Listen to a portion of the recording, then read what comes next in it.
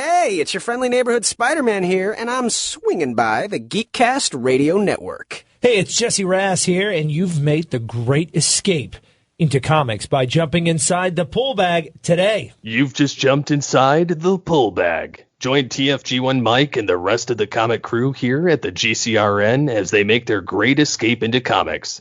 From DC, Marvel, and Image to IDW, Boom Studios, and Zenescope, we have everything right here.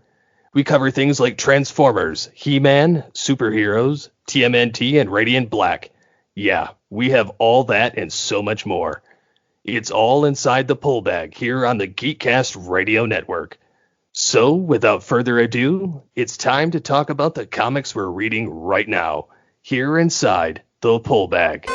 Hello everyone, TFG1Mike here from the Geekcast Radio Network. You are inside the pull bag. This is episode 562, and the only reason why you're hearing my voice before the episode is because this episode, along with 563, was supposed to be out months ago, but I don't know, things just kind of happened and did whatever. In this episode, you're going to hear myself and JT from Saskatoon discuss Mary Jane and Black Cat Dark Web. So that's what's coming up here inside the pull bag.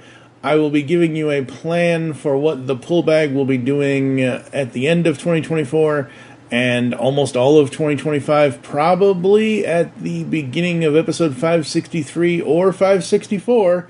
For now, though, Mary Jane and Black Cat Dark Web coming up next here inside the pull bag, only on the Geekcast Radio Network. Hello and welcome to the pull bag. This is episode 562. We have got 28 episodes to go until we hit something. I don't know. 90 or 700 or 600 or whatever the hell it is. I don't freaking know. I'm, of course, TFG1Mike, and returning from the Batcave is JT from Saskatoon. How's it going? Jesus, it's dark in here. Yeah, I know, right? It's great. Alfred hasn't cleared. Oh, wait, Alfred's dead. Hey. Wait, no. Is he really? Yeah, it was a whole thing, and that's a whole thing. We'll have to talk about that some other day. Yeah, when we're not in the other universe, which is we're in Marvel today, folks. And 616. Is it really? I couldn't tell. But comic 616, not movie 616. Is it? I couldn't I don't. This is the first Marvel book I've read in, like, forever.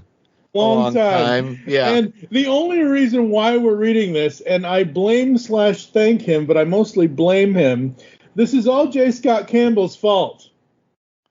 Him and his exquisite covers of Black Cat and Mary Jane. It's like, ooh, cover. Ooh, cover. Yay. And Mike's like, ooh, pretty. Yeah, and then I read the story and I'm like, oh, this again. And it's not because and we're going to get into it, and JT's going to give me more than anybody else, a little back history here in a minute, but it's not so much about, it has nothing to do with the characters of Black Cat and Mary Jane that I find this story to be just, ugh. It's what the story is, and I want to run down the creative really quickly. First of all, the writing. Jed MacKay. I don't think I've ever read anything by Jed MacKay to this point in the almost 12 years of the pull bag. It's not a name I remember. Oh. The art, good. I'm just looking at his wiki on one of the fandom Wikipedia sites, which I find are a whole lot more thorough than actual Wikipedia. Yeah, Big Daddy Wikipedia. From just looking at the covers here, he's worked in the last few years. Definitely looks like he was doing a lot of X-Men work during the Krakoan age, which was what they call the last 5 years worth of X-Men, where all the mutants are living on the island that lives as a man. Yep. And that, so he's done some good stuff. He didn't do House and Powers of X, did he? No, that was Hickman. Thank God, that was Hickman. Yeah, that was. Boy, I almost scared myself. Yeah. See, that was all Hickman, but he worked. Yeah. He was one of the many creators that worked on X-Men the last few years before the current From the Ashes reboot, quote unquote. But yeah, this this comic came out during the Krakoan age. The and the current run of Spider-Man. So if you haven't read X-Men the last few years, I think it's about 6 years ago at this point, they rebooted the entirety of the X-Men line in the Marvel Comics by there's a bit of a time gap, and then there's the Krakoa, the island that lives as a man, which is a classic Marvel thing. Was involved in Giant Size X-Men #1, where the new International X-Men went to rescue the OG team.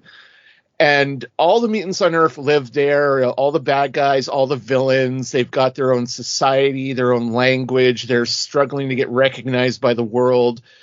And some of the people who weren't included in that was Madeline Pryor, who is the clone of Jean Grey created by Mr. Sinister, was part of the Inferno event back in the 80s. Yep. And her current lover, or not current lover, sorry. And then there's Spider-Man. And the current run of Spider-Man started off with Peter and Mary Jane getting sucked into this alternate dimension through this villain that no one had remembered since the early days of the Dan Slott run when they host One More Day. Mm-hmm. And they get sucked in. This guy with this godlike powers trying to sacrifice MJ to, complete the ritual.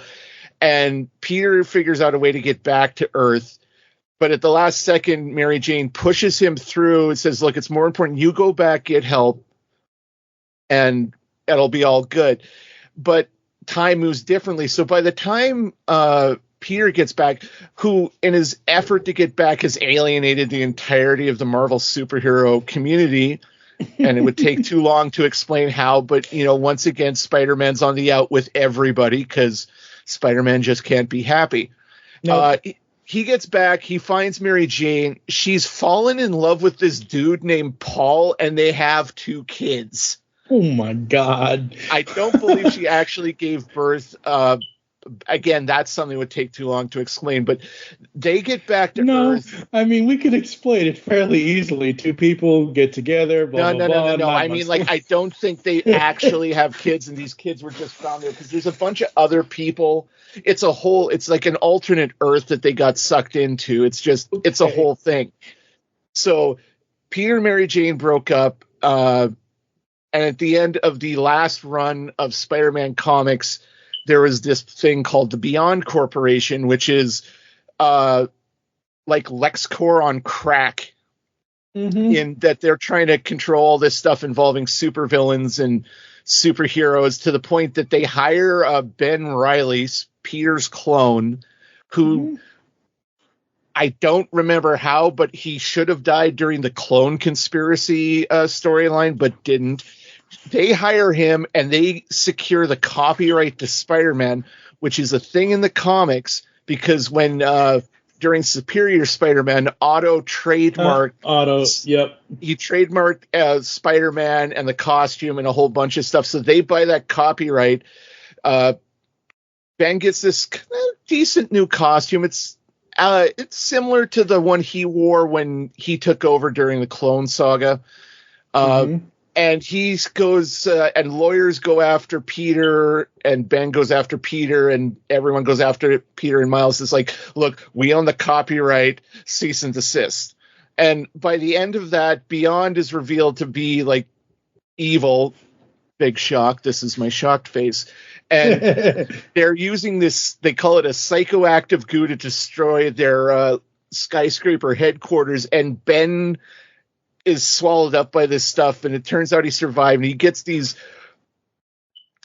called Chasm now because he's got this chasm in his brain, because at the end of it they were mind wiping him after like every mission to make sure he doesn't like lose his shit, and this caused his mind to fracture, and he was trying to use this device to suck out Peter's memories and put them in his head because I deserve blah blah blah, I'm not a real boy. And when he comes back as Chasm, he's got this 90s AF, it's like purple and black and this teal green highlights, kind of Tron lines. And he's still got like spider strength and speed and stick to walls. But now his because of the goo, when he feels stuff with his spider sense, he can generate essentially hard light constructs, like a Green Lantern of sorts. That's the best way I can describe it. And the dark web is him hooking up with Madeline Pryor, who isn't considered a real person under the laws of Krakoa. Like, they don't allow psychics, they don't allow AI, and they don't allow clones. So she's, wants to burn the world down, and then Ben's a clone who doesn't feel like a real boy, so he wants to burn the world down. They're like, hey, let's burn the world down together. That's the main thrust of the dark web crossover between Spider-Man and X-Men comics. Okay. Mary Jane and Black Cat dark web is tied in. I have to do my own research. I do have the research done already, by the way. I have to look at my research. That there's a way to read all the individual issues and include Mary Jane and Black Cat, but it is essentially tangential. It's like every tie-in miniseries to 2015 Secret Wars, you can literally not read any of those and it doesn't affect the story. Just like this. Like a lot of those miniseries are very entertaining, I found, but this comic, while tied into dark web, doesn't affect a whole lot of the main story. It's essentially its own thing. Yeah, that's what I thought. So I knew nothing because, again, folks, I haven't been in the Marvel camp in a long ass time. I think the last time we did a Marvelous March here inside the pull bag was 2015, and it was none of anything that you just mentioned. It was like, I don't know, what did we do that month? So we did 2015. We did something with the Punisher. We did something with Spider-Man. Something else. Maybe we went back to like Spider-Man Blue or something. I don't remember. But yeah, it's been about forever, 7, 8, 9, 10 years, however the hell long it's been. And I looked at this, and again, what I looked at first and foremost was the covers, because when J. Scott Campbell makes an announcement, folks, you listen to the man. You look at his art, and you're like, ooh, okay, good. You sit up and pay attention. That's right. Yeah, that's right. You stand and salute. And I thought this was just a one-off story. I didn't realize it was tied into 50 years and the last 10 years of stuff. Oh, God. Well, and this is something coming back from the previous volume of Spider-Man. I forget what volume number they're on now. Probably like 14 or something, the way Marvel restarts. But I do like how you look at a lot of Marvel comics. They have its issue 15, and then they have the LGY Legacy number, which is like Spider-Man just celebrated, I think, 950 issues with its last one. But during that last volume of Spider-Man, during the Spider-Man Beyond arc, because, the Beyond Corporation, Mary Jane and Felicia became besties. Because Peter, in one part of the story, I forget which villain it was, it might have been the UFOs or something, Peter got the snot kicked out of him, and he's laid up in the hospital, and then he's got to retrain because he's kind of lost his mojo, just his confidence. And so Mary Jane gets Black Cat and Captain America to, whip Peter into shape, and they just stayed in contact. They go for brunch and stuff like that. And as we start this story, like I've got the physical trade. Yeah, and, I've got the digital. Well, sorry, I've got the digital trade, not the physical trade. Oh. But the cover is, like Mike said, this sweet J. Scott Campbell art. One thing I forgot to mention, and this was established previous to this crossover, Mary Jane has superpowers now. She's got this little kind of Power Rangers-esque doohickey on her left hand that she spins it like it's this roulette tile thing that Paul made. Paul is a dick. We don't like Paul. No. You got in the way of one of the best couples. Damn you, Joe Quesada, for putting this into writers' heads. Stupid quesadilla. And for the record, folks, I prefer Spider-Man with Black Cat, but that's just me. That's cool. I know some guys that prefer Batman with, Vicky Vale or Silver St. Cloud, but, I think he goes best with Selena. But no, so Paul's a scientist, and he's from that alternate Earth, but he came over here, and I think the Paul over here is dead, whatever. He creates this doohickey that when she spent it randomly gives her powers. But they are the weirdest powers ever. And it's not, and I don't disagree, but it's actually kind of it's a Marvel take on a very classic DC trope. Mary Jane has essentially become Marvel's version of Dial H for Hero. Versus, whereas the DC had this actual phone dial looking device that, forget the kid Robbie something in the classic 60 comics that would dial HER, these symbols he translates it out of HERO, and he becomes some random superhero. Like one time he actually became Plastic Man, and they brought that back in the 80s, and they did some really trippy reinvention of it in the early aughts with just Dial H, it was called. And yeah, so Mary Jane's got Dial H for Hero Marvel Edition. I just can't. I don't know. So really quickly before we continue here, Vincenzo Carato on the art, along with Michael Dowling. Michael Dowling did the art for Mask of Dr. Doom. The color artist on the book is Brian Reber, and the letterer is VC's Ariana Mayer. Obviously, multiple covers by J. Scott Campbell.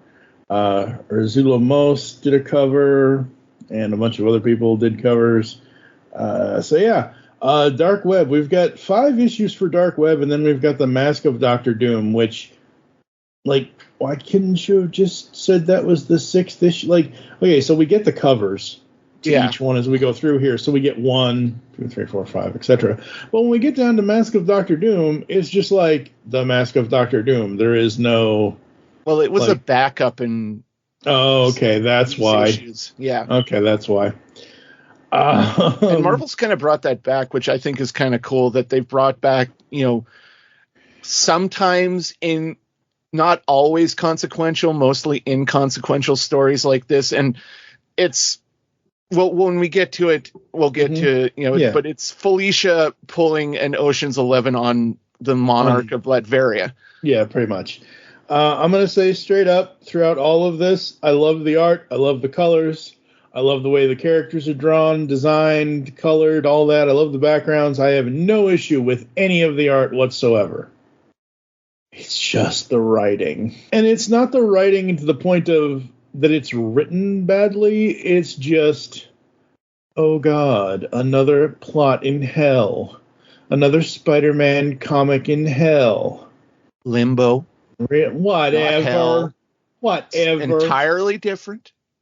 Whatever. Point is, it's hell adjacent. It's the second level of hell, except it's upstairs, not downstairs. So the Dark Web is in full effect as we start the story here, and there have been reports of Chasm, Ben Reilly, seen tooling around town with a redheaded accomplice. And Felicia puts 1 and 5 together and gets 8. Yep. And she's hightailing it across town. I do love some of the art. Essentially, the demons from Limbo have infected New York City, and there are mimics, like D&D style mimics, like Mary Jane. Felicia's being chased through the skyline by drooling dagger teeth newspapers and a spider-like stoplight. Yep. And she's going to check on Mary Jane because she's like, well, redhead, craziness in NYC. Mm-hmm. Ben, it's MJ. Yeah, where is she? Where is that ginger? Just Yup. I guarantee you that's the thought process that went through Felicia's head. And she gets there, and Mary Jane is putting. It's like the cast of The Brave Little Toaster by way of The Exorcist, because all these appliances are attacking Mary Jane and her family. And Mary Jane's got this energy pouring off of her, and I guess it's like super strength or something. And yeah, and then she gets swallowed up by a water tower. Who I saw the water and I was like, okay, Hydra Man decides to get his revenge right now. Dude, okay, so we're not there yet, but later in this issue, in this first issue, when she spins her little roulette bullshit, and she gets put, oh god, you're not wrong, and she gets green pudding. My first thought was, turn it blue, make it water, and make it a Hydro Man reference, because that would have worked. But not every spin you can win. Yeah, and she actually says that too. But yeah, she gets taken up by the water tower, and it's not like she just spins it. Like they illustrate here very clearly that she has to kind of have to feel it, because her morpher essentially is just constantly. It's like a morpher, but it's also like the Omnitrix in Ben 10, where it's just constantly scanning for superhero energy, and it kind of replicates stuff from the city or something like that. But she gets flame powers and a flame sword, so essentially archangel powers. And she kind of has to give Felicia a lowdown on what that was, and then Felicia's given her the lowdown on the demonic plague attacking New York City. And they go to, they're going to find Peter and Ben, but then they get sucked through a portal. And I do like when they get sucked through the portal, they got like these weird green balls and webs, which is very reminiscent of classic Steve Ditko Doctor Strange. I thought that was a very cool visual nod. Yes. That the artist did. Yes. And they get sucked into limbo. Yeah, and then Mary Jane, she gets a power, which isn't the best power. Okay, but I gotta take over here, because when she gets the power and she tells Felicia, it's like slots every time. Okay, so we get that scene, and then the next part of the scene is, "Hey, Earth girls, in a minute." I'm like, oh yeah, I can hear both the voice actresses from '94. I can hear both. Oh god, that moment made me think of a moment from a Dragon Ball Z abridged episode by Team 4-Star, where what was it? Oh no, it was Team 4-Star, but it was some of the side episodes where Cell is beating up like the X-Men and One Punch Man and such like that, and it's basically he's going up against Deadpool, and Deadpool's on the phone with Wolverine, and he's like, "I'm being very patient. I'm being very annoyed right now." And that's just what I saw when they're like, "Hey, Earth girls," and then Pudding Lass and the Black Cat. I like how Mary Jane just like goosh, and it's just drowning these demons in. Yep. I'm guessing lime flavored pudding. I don't know. Pistachio pudding. No, it's pistachio pudding. Put money on it. Okay. And they're like they're rescued, quote unquote, by Belasco, who is the demonic lord of he's the demonic lord of Limbo, who, although I dig his design here, because normally he just looks like this dude with pink skin, horns, and Spock ears in some fancy dress, but here he's drawn as like everything below the neck is just exposed muscle. Yep. Kind of like how they draw Lord Zed in the Power Rangers comics, and apparently that's what he was supposed to be in the show, but I never thought that. I thought he just had red skin, not that that's supposed to be raw exposed muscle. So before we get to issue 2 here, as this ends issue 1, as with most Marvel and DC comics, when they do trades, they will do the one variant cover to the issue you're ending before they go on to the next one. I love the Sabrina-like thing with MJ.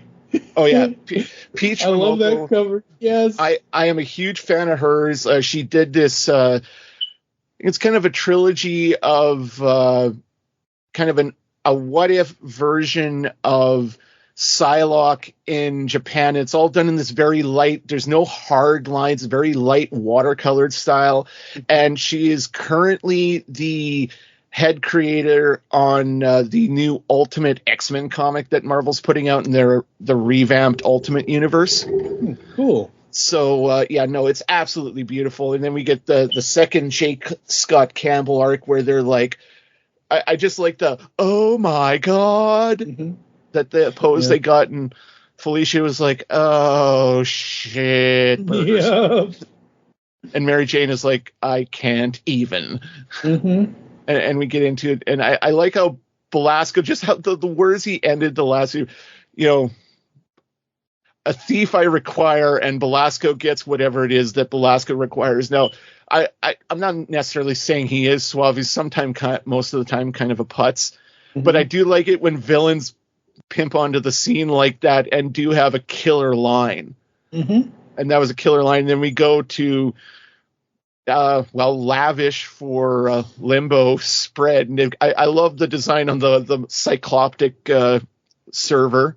He's got his little loincloth apron and a little bow tie on. And you've got what looks like the eyeball stew from Temple of Doom and a bunch of other probably not fit for human consumption foods. And he says, I'll send you back to Earth, but he needs Felicia to steal a sword.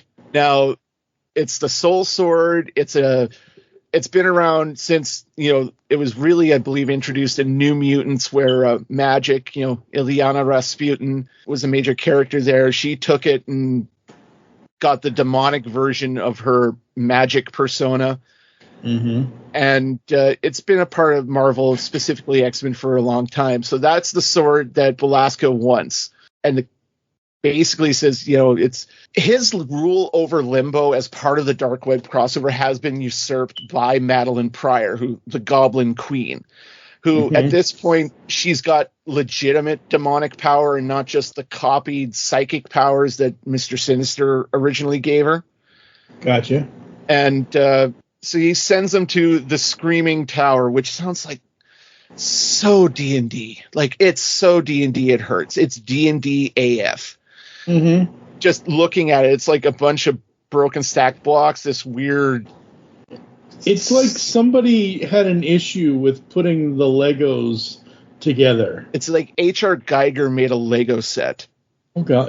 That or Lincoln Log. Oh, my God, it's Lincoln Logs that aren't fitting together. Holy crap. Yeah, this Lincoln Logs, the demonic Lincoln Logs. There you go. Yeah. So sends them in, and he tells them like what he's done to try and take it back. And you see like these like biker babe looking angels with black wings and leather, and Hydra, because it's always Hydra. It's always Hydra. And Sim, who looks like a Brooklyn-born demon. Like, he's always just got his demonic BVDs and this leather vest, and he's kind of a character I've kind of always been a fan about, because he's not necessarily evil. Like, he's definitely evil, but he can be worked with. Yeah, he's evil, but yeah, like you said, he can be bargained with. He can be talked to. He's not completely effed up. He's essentially, I'm going to make another one, just like I said earlier. I'm going to make another Sabrina. He's essentially the Purple Salem of this universe, is what he is. I mean, even though he's not a cat. Yeah. But yeah, so we end on Sim here, and I get that most of the story from here on out, and starting with issue 2 here, goes through. It's a demonic Limbo. heist. Yeah, no, it's a demonic heist. That's fine, but like, my issue is like, I really want to see Mary Jane driving a taxi cab and Black Cat on top. Like, I want the covers. That's what I want.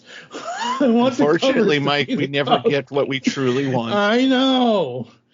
We do, however, get the Screaming Tower, and now with eyeballs. Yeah, I could do without the eyeballs. I had a problem as a child with eyeball soup in kindergarten, and I've never. Nope. Yeah, I just like.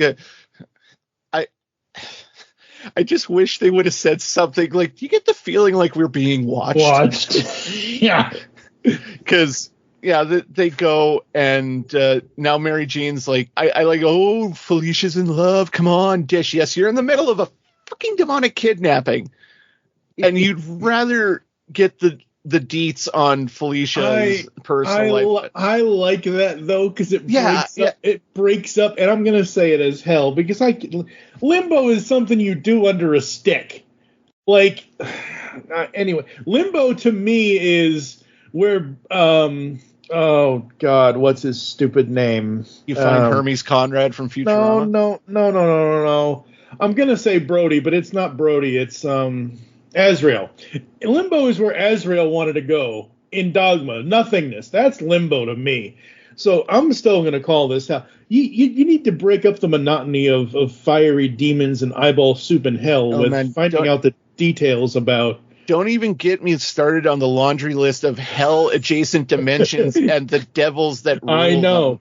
Yes, there is in Marvel. There is Belasco. There is Mephisto. There is Lucifer. There is Satan. There is Satanish, Belial, Beelzebub. Satanish? Yeah, like it's a language. No, it's an actual demonic entity in the Marvel cosmology. Yeah, I know, but I hear Satanish and all of a sudden Spanglish? What? How do you speak that? I don't want to know. So we could do a whole podcast episode on the many models of hell that Marvel has.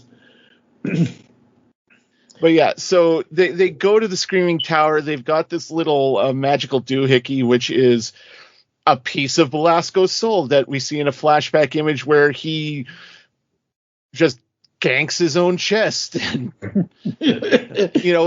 It's essentially a demonic Werther's original.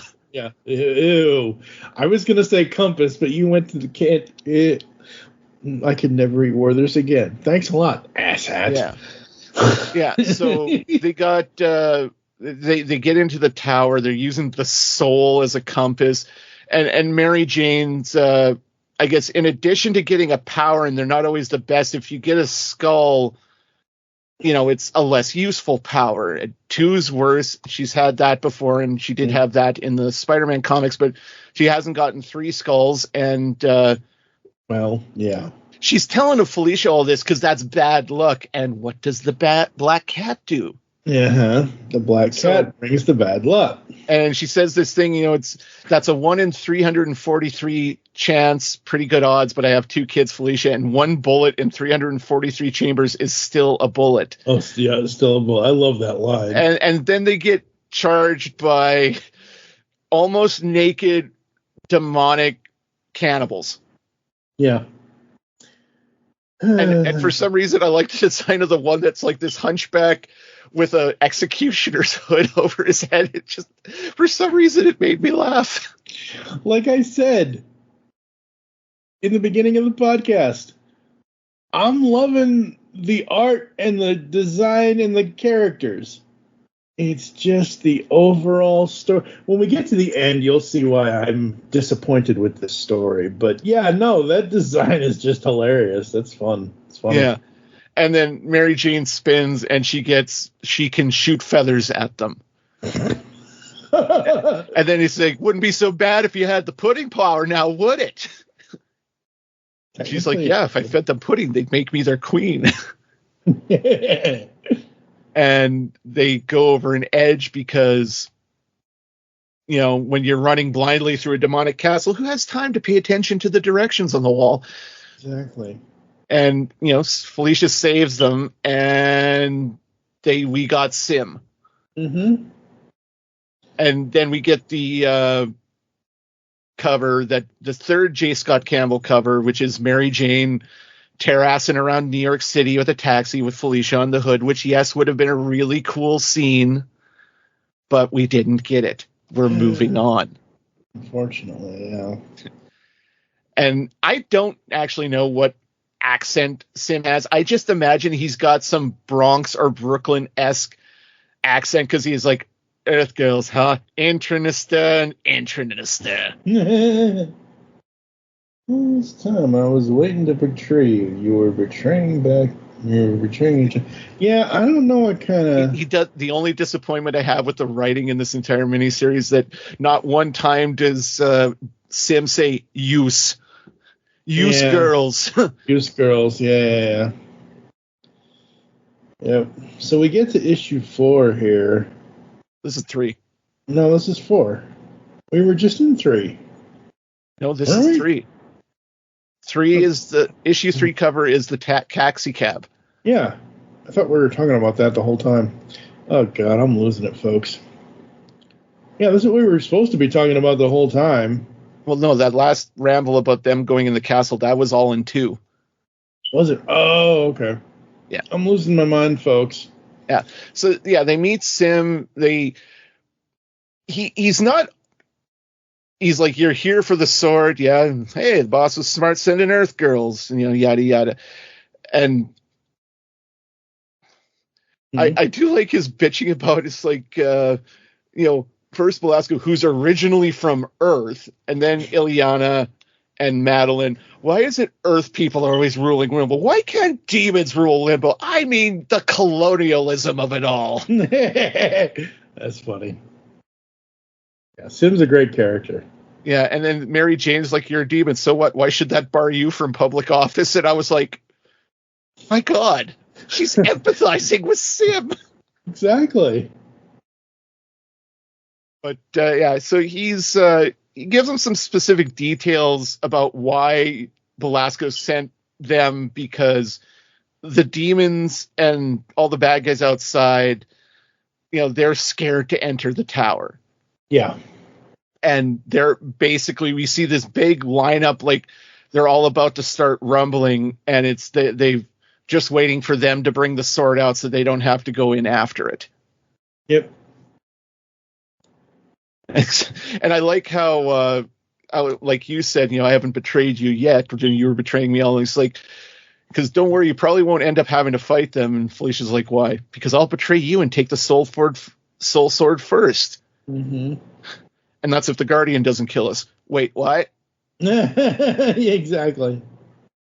And we get a fairly, I'd say it's an approximation of an Indiana Jones style search sequence as they climb through the castle and avoid pitfalls and such. They actually have to save him at one point. Yeah, and he saves them from like the heavy falling door, which I think at best is a reference to all we're missing is the giant rolling boulder.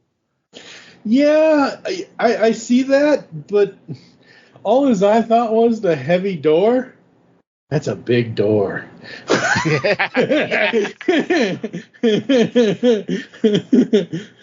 I know this is not exactly Tron design here in the art of the interiors, but damn, can you imagine a Mary Jane and Black Cat Tron design comic? That would be amazing. I'm pretty sure I've seen an alternate cover with Black Cat in a Tron suit. Nice. There was a whole run of Tron covers. I think it was back in like 2011 after Legacy came out. Probably. But yeah, so they get up over this thing. Mary Jane's trying to, rah, we can do it to Felicia. And then she's like, yeah, thanks for the vote of confidence, but what the hell is that? And we get these like Cthulhu crows with eyes and venom tongues, and they can talk. And I was just, this probably sounds like or something like that. And they just charge in, and they all work as a team to beat up the crows. Yep. And my I see that panel now. And my first thought was if these crows were a little bit larger, they could be Tengu. You want us to take another crack at it? How about you take another whack at it? Whack at it, yeah. Yeah, that's it. This woman with these big sticks, and she kept twirling them around and around. Oh, God. Could have been Mariska Hargitay. It could have been. Yeah. So they smash the crows, but good. And I like how they end comics with lore drops like this to get the dun dun dun, where Sim says the Dark Gods didn't build the keep to keep the soul sword safe. That's what the Guardian's for. The tower was to imprison the Guardian, and we've got a demonic graboid. Yeah. That's a Tremors reference, kids. Watch the movies. Thank God they haven't rebooted that in a while. Well, Kevin Bacon almost got a reboot off the ground starring him as Valentine McKee, but didn't happen. And I can only imagine that came about by him kicking open the doors to Universal and screaming, "I got a goddamn plan." Probably. So they run, and Mary Jane gets 2 skulls, and she's turns into smoke woman. Yeah. You know, you can make colored smoke. Yeah, that's not. No, that it's not exactly helpful. It has that's about as effective as the DC supervillain The Mist, where she can make the smoke. She doesn't become the smoke.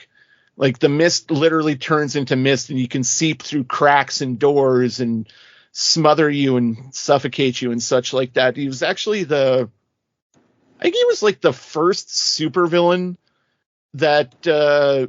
Well, after the pilot that Barry fought in the Flash TV series. Right. Because he was like the first guy they imprisoned in the pipeline. But yeah, Mary Jane figures out that because Black Cat's powers have always worked with giving people bad luck that she sees as enemies. Right. And she subconsciously, because, you know, she's still in love with Peter. Felicia still loves Peter, so she sees Mary Jane as a threat because Peter still loves Mary Jane, and throughout the current run of, you know, Amazing has constantly tried to get back with her, you know, even though she's with Paul right now, and Paul's a douche. We don't like Paul. Yeah, we don't like Paul. Although the logic that they use in the story, like, it's not the best written run of Spider-Man. I'm straight up saying that. But like, they've had some really cool stories. But yeah, the whole reason that Mary Jane got with Paul, like, oh yeah, Peter just time moves differently. It's bullshit. And we're getting back to the story. But yeah, so we end the 3rd issue with Mary Jane realizing that this is about Peter, isn't it? It's always about Peter, MJ. It's always about Peter. Peter's the responsible for every bad thing in the Marvel Universe. God, it's like you don't know him at all. No. And then we get this sweet ultimate cover by Russell Dowderman, which I dig this. There's a lot of what if style alternate Black Cat suits here. There's a few that are actual Black Cats from the Marvel multiverse. Yeah. Like, we've got the sweet costume of most chest show right on the bottom there next to the Batman looking mask.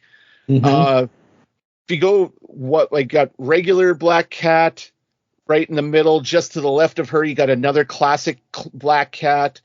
The one on the left with the chain belt and the stripes, I think that's from when she was trying to become a crime boss during Superior. Yep.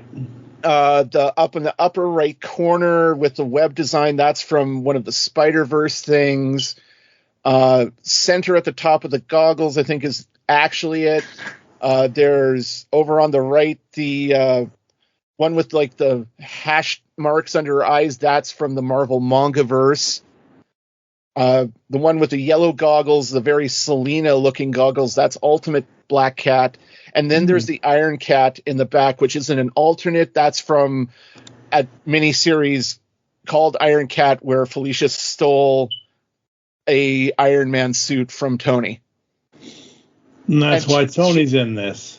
Yeah, that's why he hung up on her in the first issue, because she still has that suit. Felicia don't give nothing back. No, why should she?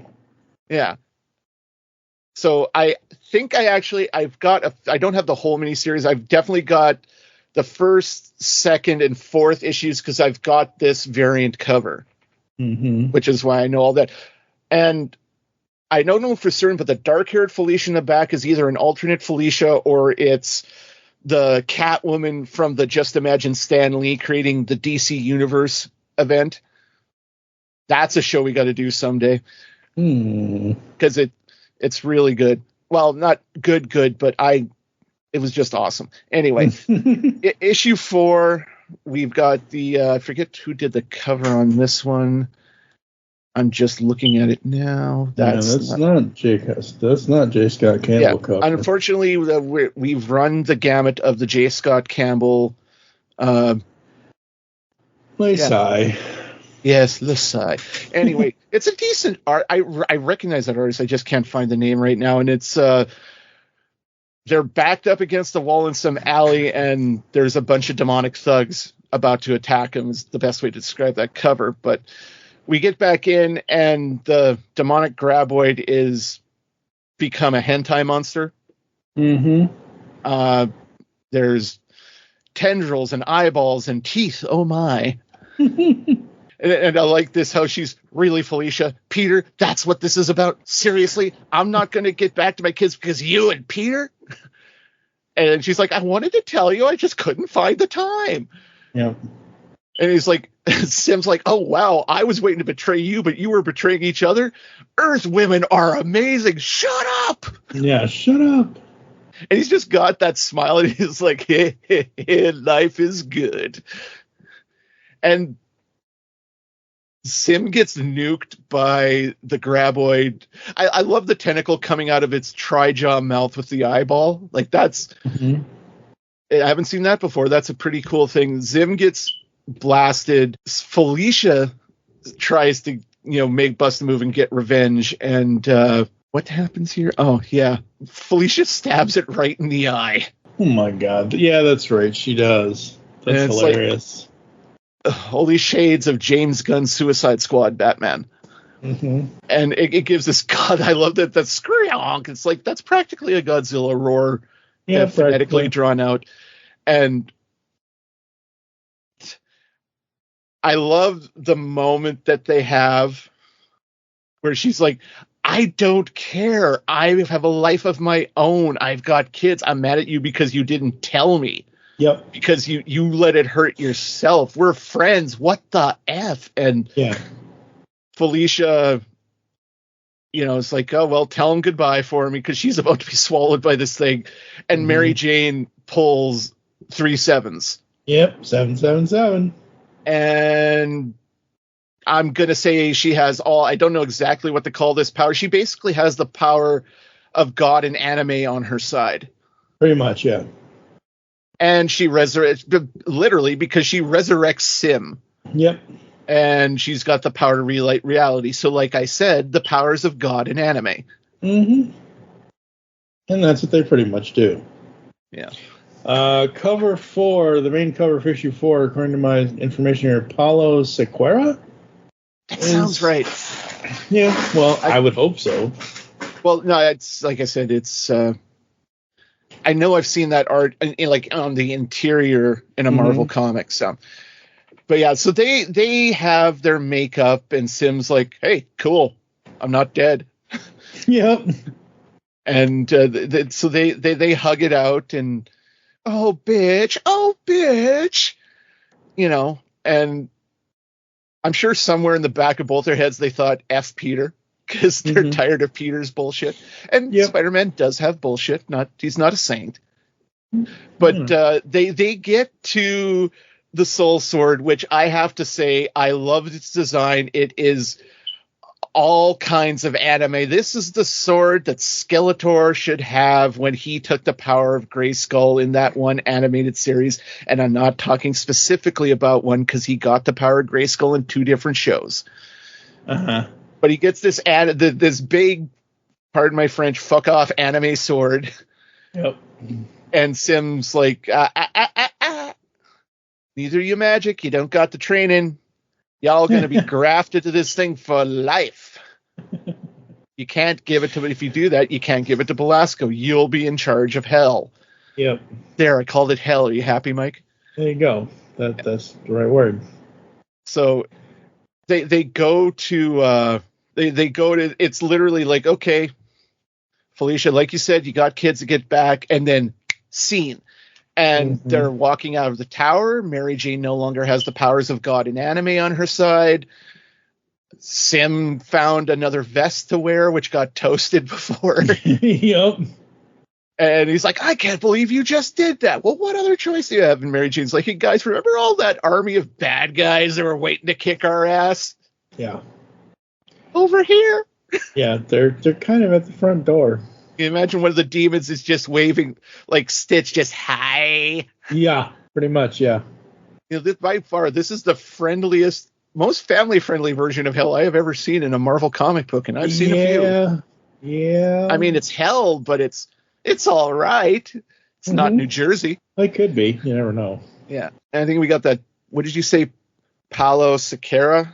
I believe they did the art for this next one. What I don't like, I got to say this here, what I don't like about the art in the comic thus far is in the mainline Spider-Man comic and other issues, especially there's after a year or so after this, there was the gang war crossover in Spider-Man. It did spill out, and it's in the part of the greater Marvel universe, but it's kind of a Spider-Man and Tombstone centric crossover.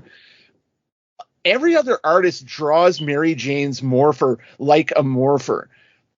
The artist here, Mr. Karatu, is drawing it like it looks like the time GPS from Endgame.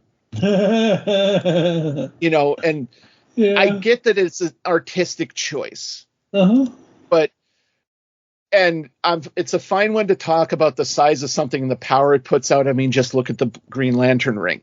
But just it's the Marvel, and it's big, and stuff like this is bombastic, and it's just a nitpicky thing. But yeah, when we go into issue 4, it starts with them walking back into Belasco's throne room, and he's like, so what? You left the Screaming Tower. Where's the gosh darn sword? Okay, you mean issue 5, right? Because yes, I meant issue. Okay, see, you infected me with your brain rot. No, Mike. I didn't do nothing. First, I'm calling Limbo hell, and now I mistook which issue we're in. It's all Mike's fault. Oh, it's not. It's never my fault. Yeah, it couldn't possibly be your fault. No. Anyway, we get a flashback to them putting foot to ass against the Army of Dorkness. Yep. And that's what I'm calling it, the Army of Dorkness, patent pending. Yep. They ditched Sim outside the tower. They had Berserker Barney on their hands. Why do you think we kept this dumbass around for so long? They used him. And it's all like they're acting all. Felicia especially is acting pretty cold. He's like, is he dead? Yeah. I don't care. Kind of thing. Yeah. And they're like, I love that. This is what I love. When I called it Ocean's 11 earlier, I meant that because Mary Jane and Felicia have this Clooney and Pitt-esque back and forth, like just the camaraderie, the energy. It's so good. And it's like, why Mary Jane? Whatever could you be I'm glad you asked, Felicia. They spell it all out. And I love it when heroes do this, where they spell it out and then bum, we got half each. And they basically get what I'm calling demonic Power Ranger armor, because that looks like one of the one-armed armor pieces from what is the last one, Dino Fury. Yeah, Dino Fury. Yep. And God, what a sour note for the franchise to go out on, I gotta tell you. I was not a fan of They'll Dino reboot it Fury. finally Dino after Fury, 30 years. Yes, Cosmic Fury was hot garbage. But anyway, they've got demonic superpowers and sweet anime swords. Yep. And we find out that Mary Jane essentially used her powers of God in anime to make it so they don't get permanently bonded. Yep.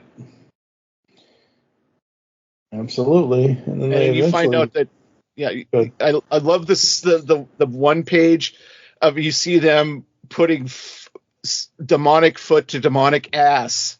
Yep. Like, and when I say anime, literally. I mean, this is anime, man. Yeah, it is. Very much so. Also, is Mary Jane more attractive with horns and the armor? Asking for a friend. I think it's just you. I said I'm asking for a friend. I think it's just you. But yeah, we get that. It's a 2-page spread. You see the demon like on the far right side with the Hellboy horns. He's like, Yep. I think I left my Pit of Souls on. Whoops. Pit of Souls, like he left the oven on. Like he's like, I gotta go home. Go home. Yeah. I got souls to torture, fiends to kill. And so they go back. They're about to jump Belasco, and we find out the deal they made with Sim. Yep. And the deal they made with Sim is essentially Sim gets to take over. Yeah. Or at the very least, he's now the Joe Biden to the Donald Trump that is Madeline. I'm sorry, it's a ham-fisted analogy. It's the best I could think of. He's the John McCain to George Bush. Ooh, that's unfortunate, considering both of them are dead. Well, no, you didn't say... W's alive, isn't he? Yeah, he is, but you said George Bush, not George W. Bush. There's a distinction. Well, I meant... Anyway, Sim's now got the powers of hell and anime on his side because he's got the sweet anime sword. Yep. And he's like, I like that. Well, let's see here. I've got all the money. I've got all the power. Yep. That makes you my bitch. And Belasco's like, oh no. Yep. Oh no. And I just like it when he's like, well, ladies, a deal's a deal. Here's your spell monkey portal. Yep. And we get the portal, and they go home. They go one final time swinging through the city. Mary Jane gets dropped off with her family. Her loving family. I hate them all. Well, not really the kids, because I can't hate kids, but I hate Paul. We don't like Paul. Yeah, Paul is very, very suspicious. Paul is a walking bag of human garbage. Yes. And I do like the end of Belasco. I will have my revenge. And she's like, okay, love you, bye-bye. Yep, pretty much. So, yeah, Black Cat, Mary Jane Black Cat, Dark Web, the ending for this. I kind of wish we didn't end on, like, I wish there was one more page where Black Cat just swings off. Like, or we actually get to see her with Peter or something. Like, I wish that seeing Paul and the kids wasn't the final page of this, but we do have Black Cat stealing the Dr. Doom's mask, so... The mask of Dr. Doom. That is, like, the title of a mini-series or, like, Fantastic Four, The Mask of Dr. Doom, like a sequel title. Yeah. Like, that's a great... And I love how he wakes up in the morning, he is wearing Doom's hoodie. Yep. And I love how it's always like Doom is Doom speak, like Doom commands. I don't know if the creators of Serpentor and G.I. Joe decided to ape that when they created Serpentor, but that Serpentor is stealing from Dr. Doom, and if you're going to steal, you steal from the best. But I like even devices sleep when Doom commands it. Yeah. And start the day with a minty fresh mask, and he's got what is essentially a denture jar by his bedside, and he puts his mask in. And Felicia is just like, yoink. Yeah, instead of damn you, Richards, he's damn you, Richardsing at Black Cat, who then proceeds to steal Dr. Doom's time platform. And I guarantee you, by the time he runs down those stairs and gets to the lab, he's just going to be, just a moment. Yes. Doom commands it. Doom is out of shape. Yeah. And we get some cool nods to a Fantastic Four history where she lands on a pirate ship from like those early issues of Fantastic Four. I forget which one specifically. She goes back in time and meets Devil Dinosaur and Moon Boy. Yeah. In free history, she goes back to the 30s and makes out with the Angel, who is this mystery man crime fighter, doesn't have any superpowers, teams up with the Invaders, makes out with Shuri in Wakanda, I think. Yeah. Oh, no, wait, that's she is a Wakandan character, but I don't remember her name, but she's from a 1950s era team called the Monster Hunters.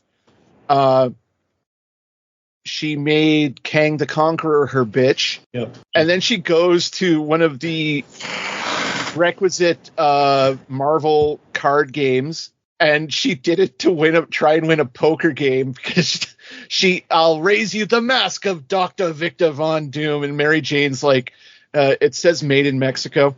Yep. And I just like how this thing is just standing there like, this is going to be a thing.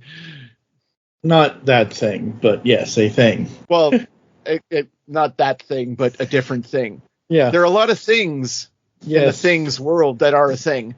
That's right. Well, Doom outsources? I would never. I mean, it's a real vulnerability when you... okay, I fold. That's right. And I mean, I love the fact that it is this backup. And it is of no consequence whatsoever to the story of Dark Web. It's just this fun aside. This is a return to when Marvel used to do end credit scenes in comic books. They did this a few years ago after the death of Wolverine, where he came back and he somehow had the time stone of the Infinity Gauntlet time stone. Right. And they had that, and it wasn't even tied into the story going in the issue. It's literally just an end credit scene. Like, I think Marvel's had a better track record with the end credit scenes in the comics than the movies. But, you know, we get so at a pinup, we get some cool alternate covers. Yep. Like that's one by Villiboats and Rosenberg, which I thought was Greg Land at first. Then they got David Nakayama, who I know from some other Marvel Mangaverse titles and some other things outside. And it's just, I agree with Peter. Hey, nice. Yep. You can see the powers of God in anime all over this comic. We got a Sakaran Rosenberg. We get some... we get a kitty cat. I like the one... just the cat, like, meow, as she's reaching for the ball. Yeah. You get a couple of Adam Hughes monsterized covers, which are pretty gnarly. I don't know if it's pronounced AKA or AKA. It's probably AKA, but I could be wrong. Yeah. I can only imagine those kitties with the masks are named Peter and Parker. Yeah, probably. That wouldn't surprise me. Yeah, we get... you know what? I didn't know there were Alex Ross variant covers, because I always love a good Alex Ross variant cover. Yeah. We get a fully painted Alex Ross, a sketch cover, Gomez and Abertov, who I know that their art from somewhere, and then we get a classic Queen of Hearts style cover by Erica DeRusso and Romulo Ferraro Jr. I hope I didn't butcher your name too much, sir. Yeah, I'd say that like the variant covers, like lately, I've seen a lot of variant covers from Marvel. They're hit and miss at best. A lot of the variant covers here, they slap. Yeah. Like, they rock. Yep. Absolutely. All right, 0 to 5 with half points. What are you going to give Dark Web? I'm going to give it, pardon me, a solid 4. It's a completely contained story that's slightly adjacent to the main Dark Web storyline. Now, like I said earlier, you can have all the comics and read this series as part of reading the whole of the Dark Web of Web. There's a couple of issues where it ends naturally enough and starts naturally enough between two of the issues. I forget where exactly. You could just read this miniseries because it's not set in any specific point during Dark Web, so you could read it between issues and have a good time, or you can just read it separate and enjoy it as is. But yeah, it's a solid 4 all around. The art, the action, the powers of God in anime. Yep. I'm going to give it a 3.5, only because I don't know. As we talked about it, I got to liking it more, but as I read it, I was like, I didn't really, and this is really sad for me, I didn't really start to like it until the 5th issue when they explained the ending kind of thing. I don't know. It was just weird, but 3.5 out of 5 isn't bad. We're going to go to a quick ad break. You're going to hear some ads and some other stuff. We'll come back to close the show right after this. Hey, welcome to the Last Comic Shop Podcast, a comic book podcast that actually talks about comics. Yep, each week we open the shop up and read and discuss a comic. Sometimes we pair that up with comic book movies or TV shows. Or not. Lots of times it's just comic books and sound effects. Oh, yes, definitely lots of sound effects. So tune in on all the major podcasting platforms for the Last Comic Shop Podcast, or check out our library of evergreen shows at www.lastcomicshoppodcast.com. All right, folks, we are back here inside the pull bag. This is episode 562. Any final thoughts from you before I run through the closing, sir? Just a quick couple. Don't let any of my attitude when talking about Paul, we don't like Paul, dissuade you from reading Dark Web. It's not the best crossover, but I think it's a fun, I miss when Marvel did crossovers like this just between two titles that don't become a huge MCU-wide thing. A kind of a one and done in idea, if not in execution. So I would recommend checking it out. If you like X-Men, you like Spider-Man, it's fun. It's largely inconsequential to the greater Marvel cosmology. I say check it out. And yeah, have fun, folks. Read more comics. Awesome. That's right. All right, folks, thank you for joining us here inside the pull bag. If you'd like to get in contact with us to leave feedback for the show, there are so ways to do so. Visit the website, the all-new, brand-new geekcastradio.com, where you can listen to and comment on all of our content. Send us email to feedback@geekcastradio.com. You can check us out on any of the podcatching clients you choose to use. You can follow us on X at geekcastradio, at the pullbag. I am at TFG1Mike. Do you X out, dude? I don't know. I don't. I'm on X occasionally, but it's mostly responding to a few people and, reposting when I podcast with TV's Mr. Neil, because me and Ben Carver, an unintended hiatus on Comic Connoisseurs. I'm not sure when we're going to be bringing that back. So, But you can find me on most forms of social media at JT from Saskatoon. All right, very cool. We are on Facebook, facebook.com/geekcastradio, and we're going to also check out the pullbag over there as well.